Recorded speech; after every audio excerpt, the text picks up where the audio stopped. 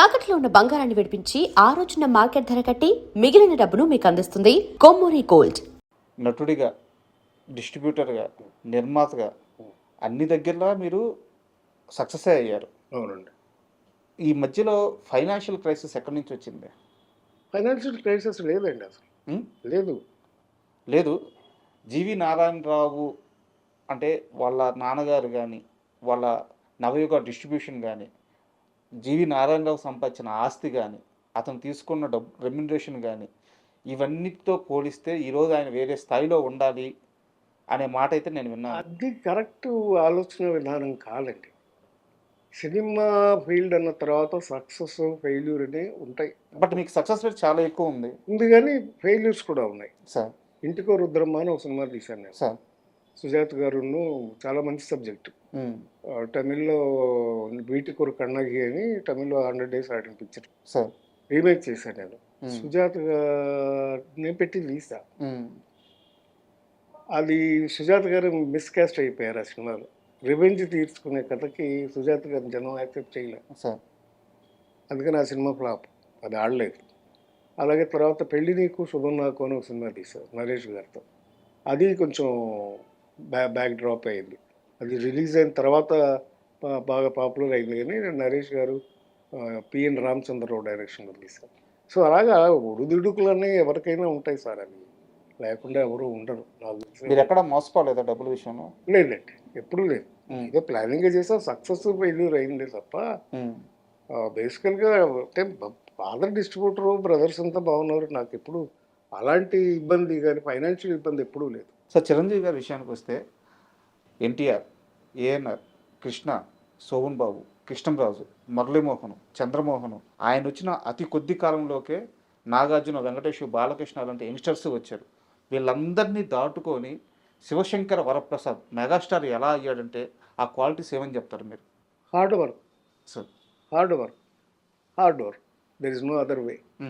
Okay, కష్టపడ్డమే. ఆయన కష్టపడ్డాడు, ఫలితం దక్కింది ఆయనకి. చిత్తశుద్ధితో పనిచేశాడు సార్.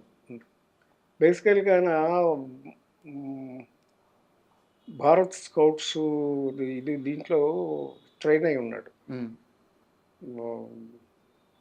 అందుకని ఆ డిసిప్లిన్ మొదటి నుంచి అలవాటు అయిపోయింది. ప్లస్ చిరంజీవి గారి ఫాదరు చాలా స్ట్రిక్ట్గా డిసిప్లిన్తో పెంచాడు పిల్లలు. అందుకని ఆ డిసిప్లిన్ అలవాటైంది. లక్కీగా సురేఖ్ గారు భార్య కావటం, అమ్మాయి చాలా చాలా సిస్టర్ లాగా. ఆ అమ్మాయి ఎంతో ఓపికగా ఆయనకి ఎప్పుడు వచ్చినా, లేటుగా వచ్చినా, ఎలా చేసినా ఆయనకి చాలా బాగా చూసుకుని ధర్మపత్నిగా అమ్మాయి చేసిన సేవ అంతా ఇంత కాదు. That's why is happy. చాలా ఆనందంగా ఉంది సార్. ఎందుకంటే చిరంజీవి గారి ప్రస్తావన వస్తే అందరూ ఇప్పుడు మనం మాట్లాడుకున్నట్టే ఆయన కష్టపడ్డాడు, ఆయన నేర్చుకున్నాడు, పడ్డాడు, లేచాడు, గెలిచాడు, అందరూ ఇలా మాట్లాడుతూ ఉంటారు. అయితే ఆయన జీవిత భాగస్వామిగా సురేఖ గారి కష్టం గురించి చాలా తక్కువ మంది మాట్లాడతారు. మీరు చాలా దగ్గరగా ఉన్న మనిషి కాబట్టి ఆమె ప్రస్తావన తీసుకొచ్చారు. నాకు అంత తోబుట్టు లాంటిది సార్. పైగా మా పెళ్ళిళ్ళు అందరూ ఒకే నెలలో అయినాయి. నా పెళ్ళి, చిరంజీవి గారి పెళ్ళి, రాజేంద్ర ప్రసాద్ పెళ్ళి. మా ముగ్గురు పెద్ద పిల్లలు, చిరంజీవి గారి పెద్దమ్మాయి, నా కొడుకు, రాజేంద్ర ప్రసాద్ కొడుకు, ముగ్గురు ఒకే నెలలో పుట్టారు. సార్. ముగ్గురు మేము మున్సిపాలిటీకి షూటింగ్ చేస్తున్నాం ఇక్కడే సంజీవ్ రెడ్డి నగర్లో. అదే షూటింగ్లో ముగ్గురు పిల్లలు పుట్టారు. ఆ ముగ్గురిని కూడా పార్టీలు చేసుకున్నాం. సార్. అలాగా కోఇన్సిడెన్స్ అని. So we had a good life. Chiranjeevi గారికి సక్సెస్లు ఉన్నాయి, ఫెయిల్లు ఉన్నాయి. మధ్యలో ఒక పీరియడ్లో కొన్ని ఫ్లాపులు బాగా పడ్డాయి. సార్. సరిగ్గా ఎప్పుడంటే హిట్లర్కి ముందు. హిట్లర్ నుంచి సెకండ్ ఇన్నింగ్స్ అంటారు.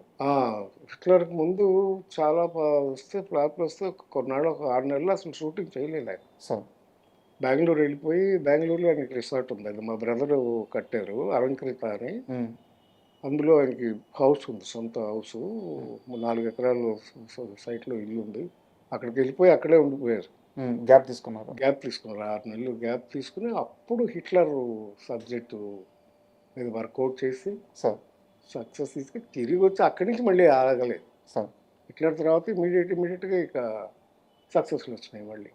యాక్చువల్గా ఇప్పుడు మీరు హిట్లర్ అన్నారు కదా సార్, కానీ దానికంటే ముందు అంటే చిరంజీవి అప్పటికి ఇంకా మెగాస్టార్ కూడా కాలేదు. చిరంజీవిని మెగాస్టార్ చేసిన సినిమాలు పసివాడి ప్రాణం, యముడికి మొగుడు, ఇలాంటి కొన్ని సినిమాలు ఉన్నాయి. But gang leader. Gang leader. But ఆ ఫేజ్ స్టార్ట్ అవ్వడానికి కారణం ఆ ఫేజ్ నారాయణరావు అంటే ఒప్పుకుంటారా? నేను కాదు ఆయన ఆయన స్వయం కృషే, కానీ పసివాడు కూడా ప్రాణం పార్టిసిపేట్ పసివాడు ప్రాణం సినిమా చిరంజీవి గారికి పడకపోయి ఉంటే అది ఆ వరుస అట్లా అంటే సక్సెస్ అట్లాగా లెక్క వేయలేం కానండి. ఆ ఆ పసివాడి ప్రయాణం చేయడానికి ముఖ్య కారణం నేనే. ఎందుకంటే అది యాక్చువల్గా నేను తీద్దామని నేను వెళ్ళి ఫాజిల్ గారి దగ్గర రైట్స్ కొనుక్కొచ్చాను. అది మలయాళంలో ఆయనే తీశారు. అమ్మాయి సుజిత అనే పిల్ల. అయితే నేను అరవింద్ గారికి చెప్తే, నేను సరే నారాయణరావు అంటే, నేను డబ్బు తీసుకెళ్ళి ₹1,00,000 ఆ రోజుల్లో పసివాడి ప్రాణం ఉన్నాయి మలయాళం దగ్గర, ఆయన ఫాజిల్ గారి దగ్గర రైట్స్ కొనుక్కొని తీసుకొచ్చి చిరంజీవి గారికి మెడ్రాస్లో చూపించాం. ఆయన అన్నారు, ఏం నారాయణరావు పాటలు లేవు. ఆ ఒరిజినల్ సినిమాలో సత్యరాజు గారు చేశారు తమిళ్లో. అయితే ఆయనకి పాటలు గీటలు అవసరం లేదు, పాటలు లేవు, ఫైట్లు లేవు, మరి నన్ను ఎట్లా యాక్సెప్ట్ చేస్తారు జనం అనేది ఆయన డౌట్ పడ్డాడు. లేదు చిరు, నేను ఒకటే మాట చెప్పాను, ఏమంటే నీకు పిల్లల మనసులో నువ్వు ముద్ర వేసుకున్నావు. పిల్లల కోసం నువ్వు ఏ సాక్రిఫైస్ చేసినా అది నీకు హైలైట్ అయిపోతుంది సినిమా. ఈ సబ్జెక్ట్గా చూడు అంతే. అది కథ ఏంటంటే, ఒక ఇన్నోసెంట్ మూగ పిల్లవాడిని సేవ్ చేయడమే కథ. ఇంకా ఏమక్కర్లేదు. అదే హీరో. నువ్వే నీకు అంత మంచి పేరు వస్తుంది ఈ సినిమా చేయమంటే సరే అన్నారు. కానీ ఈలోపు చక్రవర్తి అనే సినిమా షూటింగ్కి బాంబే షూటింగ్ వెళ్ళారు. ఈలోపు ఏం చేశాడు, నా ఫ్రెండే హరిప్రసాద్ అని, నా పార్ట్నరే, వాడేం చేశాడు, డబ్బింగ్ రైట్స్ కొనుక్కొచ్చాడు తమిళ సినిమాది. తీసుకొచ్చేసి షూటింగ్ స్టార్ట్ చేసాడు. ఎవరితో? కృష్ణరాజు గారితో. ఇదే పసివాడి ప్రాణమే. వెళ్ళిపోయి షూటింగ్ స్టార్ట్ చేశాడు. కోదండరావు రెడ్డి గారు డైరెక్టర్. షూటింగ్ మొదలు పెట్టేశారు. నాకు తెలిసింది షూటింగ్ మొదలు పెట్టారని. అదేంటిది, నేను రైట్స్ కొనుక్కుంటే అంటే ఆడి డబ్బింగ్ రైట్స్ ఉంది అతనికి, అందుకని డబ్బింగ్ రైట్స్ కొంటే స్ట్రైట్ సినిమా తీయకూడదు. పైగా ₹1,00,000 పెట్టి కొన్నాను ఆ రోజు. 1,00,000 అంటే తక్కువేం కాదు. అంటే సరే, నేను బాంబేకి ఫోన్ చేశాను అరవింద్ గారికి. అరవింద్ గారు డాక్టర్ గారు ప్రొడ్యూసర్ దాకా చక్రవర్తి. అరవింద్ గారు ఇట్లా వాళ్ళు మొదలు పెట్టారు అంటే, ఆ చిరంజీవి గారికి కూడా పెద్దగా ఇంట్రెస్ట్ లేదు కదా, వదిలేద్దాంలే నారాయణరావు అన్నాడు.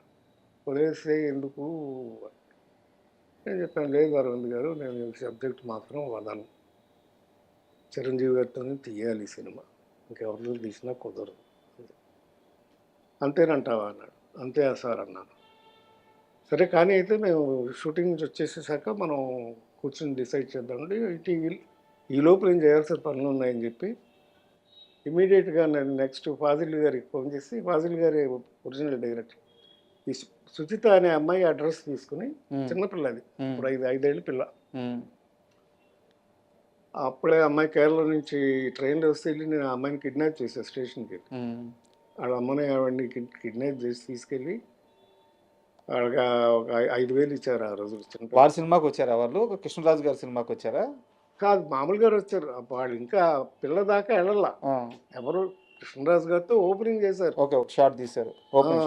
వాహిని స్టూడియోలో ఇది ఉంటుంది, గుడి ఉంటుందా, వినాయకుడు గుడి ఉంటుంది, అక్కడ ఓపెనింగ్ షాట్ తీసి క్లాప్ కొట్టారు.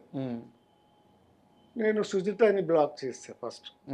తర్వాత రఘువరన్, అప్పటికే నేను సినిమాలు చేస్తున్నాను రఘువరన్తో. రఘువరన్ ఫోన్ చేసి రఘువరన్ బ్లాక్ చేశాను. రఘువరన్, నేను తీస్తున్నాను ఈ సినిమా, నాకు కావాలి.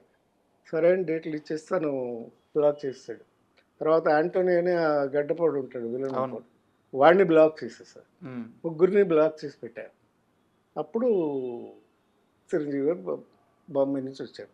వాళ్ళ ముగ్గురు లేకపోతే ఆ సినిమా లేదు. కరెక్ట్, ఎమోషన్ పోద్ది. ఆ ముగ్గురు లేకపోతే లేదు, సినిమా లేదు. సరే అరవింద్ గారును వీళ్ళు వచ్చిన తర్వాత ఆ, చిరంజీవి గారితో ఫోన్ చేయించారు కోదండరామరెడ్డి గారికి. కోదండరామరెడ్డి గారు, ఏంటి రెడ్డి గారు మరి నారాయణరావు కొనుక్కొచ్చాడంట, తీస్తానని గొడవ చేస్తున్నాడు, ఏం చేద్దాం, నేను వచ్చేస్తున్నాను, ఆయన వచ్చేసాడు. ఉమ్. ఎట్లా అది పసివాడి పురాణం స్టార్ట్ అయింది.